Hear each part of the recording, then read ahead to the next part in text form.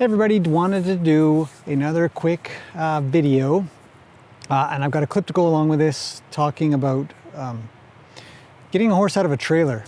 We've got Macaroni here, right there, and he is a slightly anxious horse to get to where he's going, especially if he's alone. If he's with another horse, he's usually pretty calm, which is very normal for horses. If they're together, they can take comfort from each other, but what you're really hoping for is that they'll take comfort from you.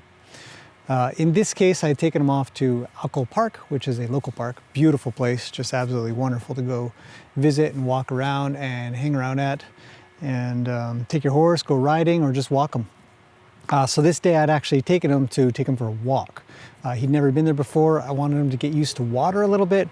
I wanted him to get used to the idea that sometimes we're going to travel a little and then come back. So these are all just great lessons for horses to learn. So what we did is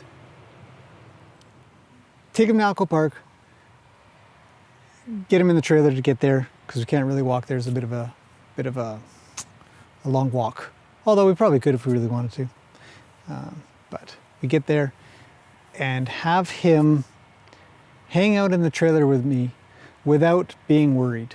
And this whole clip is about him taking the time, or me taking the time with him, so that he can calm down and he can understand that he's not leaving the trailer until I say it's okay to leave. And in this case, there really wasn't anything, any good reason outside of just training purposes.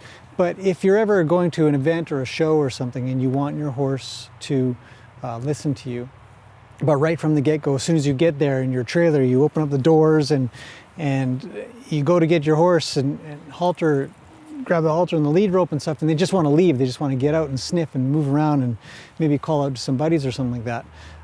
You already don't have them connected to you, which can be rather dangerous. So what we really want to do is get the horse used to the idea that for each step of the way, whether you're getting in the trailer, you're getting out of the trailer, or when you get out of the trailer, they need to be with you, they need to be paying attention and trying to find comfort from you rather than trying to find comfort away from you. And that's actually a really hard thing to do, especially to horses that are new to trailers. So this clip I want to show you, and I'll narrate it as I go, what I'm thinking and what I'm doing and how he's acting and how I might react to each thing that he does as he tries to get himself out of the trailer, by getting closer to me, by pawing, by being pushy, by bringing his head up, by trying to turn around. He's constantly looking other places to find comfort, really, to find a place where he can be at peace, because horses don't really want to be stressed out. They're looking for anything to find reference from to calm down. So the goal here is to wait long enough and to have him do the right thing through encouraging the right behaviors by doing nothing, literally by just standing there. When he's standing there doing nothing, I'm going to stand there and do nothing. And everything about me is going to be peaceful. Everything about me is going to be quiet. And when I get quiet, or when he gets quiet, I'll get quiet. If he's loud, I'll be loud. Meaning I'll be moving, I'll be telling him what to do, I'll be asking him to stand in one spot, and when he does, we just calm down. So hopefully this clip is kind of useful if you have trailering problems with your horse. You know, it happens to everybody. There's not a horse out there that is perfect. There's pretty good ones, I'll tell you that, but you know, they're always going to have something. But some are worse than others, and that can get a lot better. For them, for you, it's definitely a safety thing. You definitely want to pay attention to these kinds of things and make sure that you're getting them to where they're listening to you and where they're with you and not trying to find comfort somewhere else. So anyways, watch this clip. I'll talk you through it a little bit, and hopefully it's informational. So thanks for watching this part. Let's move on.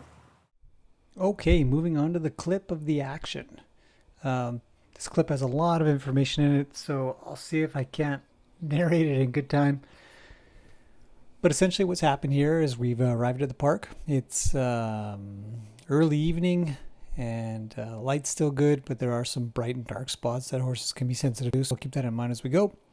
But the first things first is get him out of the trailer. Here I sort of comment a little bit on how the bar, or the divider of the horse trailer is actually very strong, and you can put a lot of weight on the end of it to stop a horse from just pushing out through it, because he's very keen to get moving. He does come out really quickly. I usually like a horse to not do that. Usually just wait for me to ask them to leave their spot in the trailer. In this case, he just left it and tried to get out the door. I don't hold it against him at all. I think horses can be acclimated to this kind of thing, or taught that as soon as they move, they should quickly escape the trailer. For my own horses, for any horse that I train, I definitely want them to just sit and wait. You never know what's outside of the trailer. You never know if you might need to sort of wait and just be calm. There could be a car, there could be other animals, there could be kids around. Being in the trailer should be no different than just standing somewhere else, anywhere else, doesn't matter. So once I've got him out and a little bit in control, because I've got a halter and a lead rope on him, so that's about the best I'm going to get right here. I stand off to one side and give him a little bit of space to just stand around somewhere where he might get comfortable. Further on in this clip, you'll see that I actually start to pressure him more by taking up more space of myself in the trailer. But for now, I've allowed him to find a spot in the middle or off to one side, but never towards me.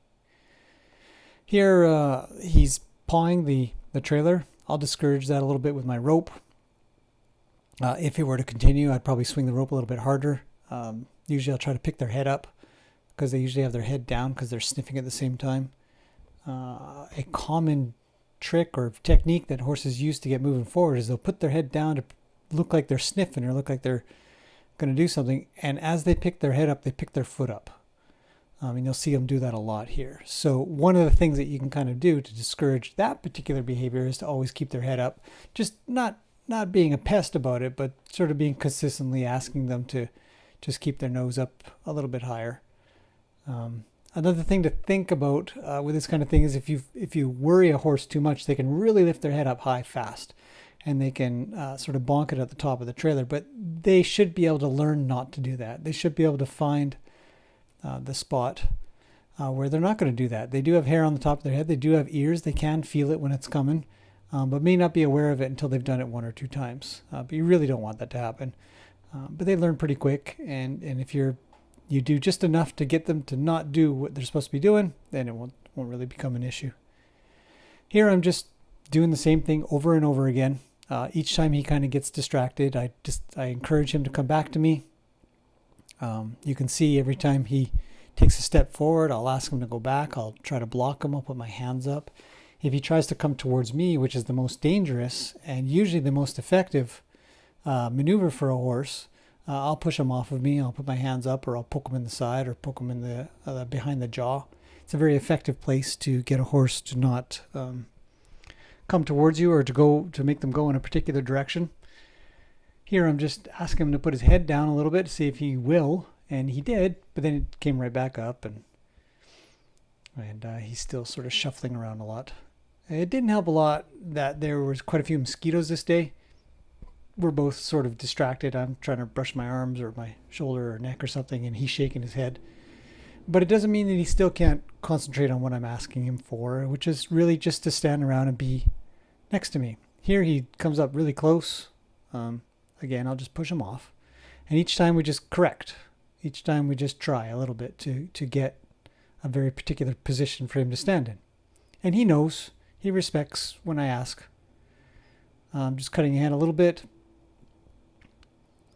because we're just doing the same thing over and over again. Movements a little bit smaller, a little bit less pushy from my point of view. And as we just continue to sort of be calm and work with him carefully on this, he licks his lips a little bit more, has his ears and his eyes moving a little less, until finally he's calm enough. I feel that he can come out, and out of the trailer we go, carefully and slowly. Now he is looking around a little bit, so I do bring his attention back to me as much as I can and get him to back up, get him to go into a position that I'm comfortable with, till finally we go and take a walk. So we'll continue this on in the next video when we walk him around the park and then into the water. So thanks for watching.